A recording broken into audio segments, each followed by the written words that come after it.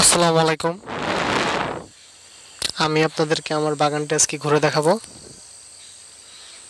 এটা আমার একটি সুন্দরী বাগান, মিশ্র বাগান বলতে পারেন। মাঝে মাঝে মালটা দেওয়া আছে এবং মালটার ভিতরে কুল দেওয়া আছে। এই ভিডিওটি ধারণ করছি আমি আজকে নভেম্বর মাসের 29 তারিখ 2020 সাল। আপনাদেরকে দেখাবো, আমার বাগানটি ঘুরে দেখাবো।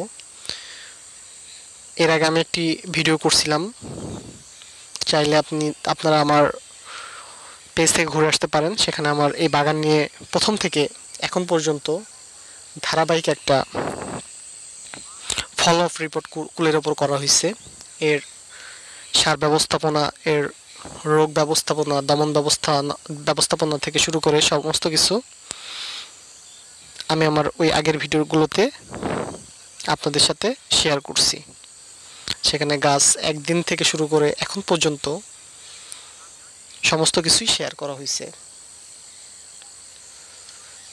এখন আপনাদেরকে যেটা দেখাবো সেটা হচ্ছে যে এই নভেম্বর মাসের 29 তারিখ পর্যন্ত কুল কতটুকু হয়েছে এবং কুলের কালার আসছে কিনা সেটা আপনাদের সাথে শেয়ার করব। এই যে একটি মালটা গাছ মাঝখানে আছে, এই যে আপনারা দেখতে পাচ্ছেন প্রত্যেকটা কুলে কালার আসা শুরু হয়েছে।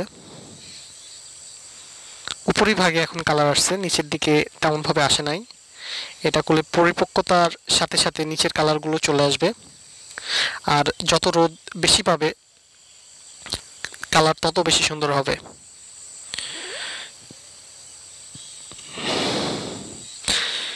এই যে দেখতে পাচ্ছেন প্রত্যেকটা কুলেই কালার আসছে এবং কুলের আকৃতিও যথেষ্ট বড় হয়েছে। আমি কয়েকদিন আগে একটা ওজন করে দেখছিলাম, জাস্ট ফর কিউরিসিটি,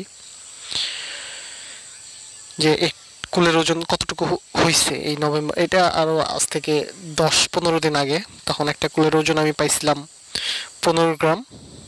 এখন হয়তো কিছুটা আরও বড় হয়েছে, আপনারা দেখতেই পাচ্ছেন। এই যে প্রত্যেকটা কুলেই কালার আসছে এবং সূর্যের আলো যত বেশি পাবে কালারটা তত বেশি ভালো আসবে। নিচ থেকে দেখাই, আপনারা দেখতে পাচ্ছেন যে আল্লাহর রহমতে এত বৃষ্টি, এত প্রতিকূল আবহাওয়ার পরেও গাছে একটা ভালো ফলন আল্লাহ দিছে। এই যে দেখেন, নিচ থেকে আপনাদেরকে দেখানোর চেষ্টা করি। হ্যাঁ, দেখছেন কি পরিমাণ কুল আছে।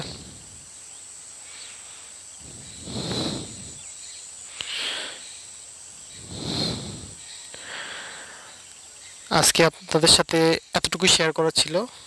ইনশাল্লাহ পরবর্তীতে আবার যখন ভিডিও আপলোড করব আপনাদের সাথে নতুন কিছু শেয়ার করব আমার বাগান নিয়ে। ভালো থাকবেন। আসসালামু আলাইকুম।